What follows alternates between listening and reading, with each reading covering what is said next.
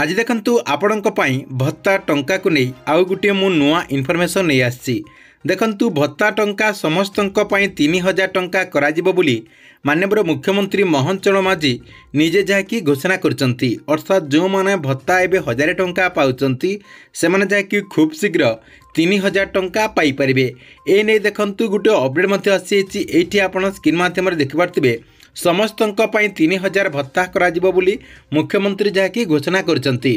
तेबे मुख्यमंत्री मोहन चरण माझी केउ मानकर भत्ता 3000 टंका करबा पई कहिचंती ता सहित केबे ठारू एई भत्ता 3000 टंका कराजिबो एवं केबे ठारू योग्य हिताधिकारी माने भत्ता टंका जहाँकि 3000 टंका लेखाएं पाई परिबे एवं ए नै माननीय मुख्यमंत्री मोहन चरण माझी कौन इनफॉरमेशन देचंती एवं ए जो आपणकर न्यूज टी रहिछि ए न्यूज रे मध्य ए नै कौन तथ्य रहिछि आपणको मु ए वीडियो माध्यम रे जणदेबी जहाँकि आपण माने ए वीडियोटी को शेष पर्यंत देखला परे से नै पूरा डिटेल जानि परिबे।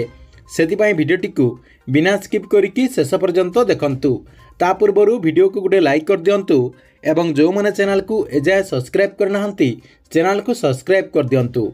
देखंतु आपण माने समस्त जानिचंती जे आम राज्यर जो नुआ सरकार आछंती अर्थात बीजेपी रो जो नुआ सरकार आसीची ए नुआ सरकार जहाँकि निर्वाचन टाइम रे अर्थात आपणकर जो इलेक्शन थिला से इलेक्शन टाइम रे घोषणा करथिले जे जदि राज्य रे नुआ सरकार आछि अर्थात बीजेपी रो जदि सरकार आछि सरकार आसिला मात्र के ओडिसा रे भत्ता टंका 3000 रु 3500 टंका करबा पई जहाँकि निर्वाचन टाइम रे जहाँकि घोषणा करा जायतिला। या सहित निर्वाचन जो इस्तार रही निर्वाचन इस्तार रे मध्य ए नै अपडेट टी दिया जायतिला। तेबे देखंतु सरकार तरफ सरकार गठन करागला गठन हैला परे सरकार तरफ किंतु किछि लोकंकर भत्ता केवल वृद्धि करागला। केउ मानकर भत्ता वृद्धि करागला जो माननकु 80 वर्ष हो जायछि सेही माननकु सरकार तरफ 3500 टंका भत्ता दियागला एवं जो माने भिन्नक्षम रहिचंती एवं तांकर भिन्नक्षम प्रतिशत जदि 80% रु अधिक रही से माननकु सरकार तरफ 3500 टंका भत्ता दियागला। किंतु बाकी जो माने रही जाइचंती से माननकु सरकार तरफ ए पर्यंत मध्य भत्ता वृद्धि करागला नाही कि से माननकु वर्धित भत्ता टंका दियागला नाही। एबे किंतु माननीय मुख्यमंत्री मोहन चरण माझी किछि दिन तले जहाँकि बहुत बड़ गोटे घोषणा करचंती। तेबे कौन घोषणा करचंती देखंतु मु आपनको देखे दोछि ए नै सोशल मीडिया माध्यम रे आपनकर गोटे न्यूज मध्य प्रकाश करा जायछि।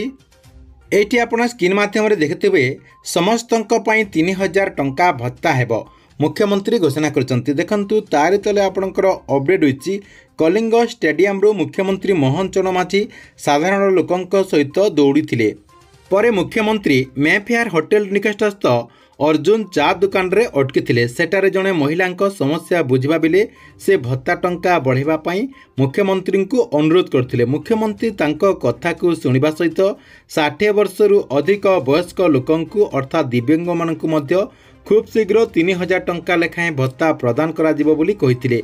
या सहित 80 वर्ष रु अधिक वयस्कंकु 3500 टंका मिलिछि। आयुष्मान वयोवंदना योजना अधीन वयस्क लोकों स्वतंत्र व्यवस्था करा जायछि बोली माननीय मुख्यमंत्री मोहन चरण माझी आलोचना समझे ए नै मध्य जाकि सेठी कहिथिले। देखंतु माननीय मुख्यमंत्री मोहन चरण माझी किछि दिन तले आपणकर कलिंग स्टेडियम निकटस्थ गोटे आपणकर चा दुकान रे अर्जुन नामक गोटे आपणकर चा दुकान रहिछि ताठारु जाकि से चा पीथिले। चा पीला परे जण महिलांकर अभियोग से जहाँकि सेठी शुणिचंती अर्थात जन महिला तांको अनुरोध करथिले जे सरकार तरफ भत्ता टंका वृद्धि करबा पई कहा जायतिला किंतु काहेकि ए पर्यंत भत्ता टंका वृद्धि करा जाय नै बोली से मुख्यमंत्री को कहिथिले। किंतु मुख्यमंत्री तांकर कथा सुनिबा सहित से कहिथिले जे 60 रु अधिक वयस्क लोकंकु एवं दिव्यांग मानंकु खूब शीघ्र 3000 टंका भत्ता प्रदान करा जिवो बोली कहिथिले।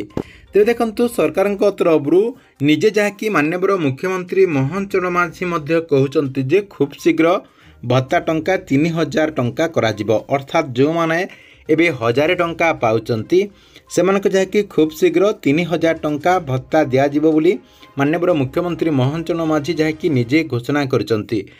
तेबे देखंतु सरकार तरफ किंतु केबे एई भत्ता टंका को वृद्धि करा जिवो केबे आपणकर 3000 टंका कराजिब जो माने 1000 टंका पाउचंती सेमानकु सरकारक तरफरु केबे 3000 टंका दिया जिवो से नै कोनोसी इन्फॉर्मेशन ए पर्यंत मध्य आसी नाही किंतु जो माने 1000 टंका एबे भत्ता टंका पाउचंती आपण माने अपेक्षा करंतु सरकारक तरफरु निश्चय 3000 टंका भत्ता कराजिब काहेकिना माननीय मुख्यमंत्री मोहन चरण माझी निजे जेहेतु कहउचंती खूब शीघ्र ए नै बहुत बड़ गोटे निष्पत्ति नियाजिब निष्पत्ति हेला परे आपण जहाँकि भत्ता टंका 3000 टंका पाई परिबार संभावना रही।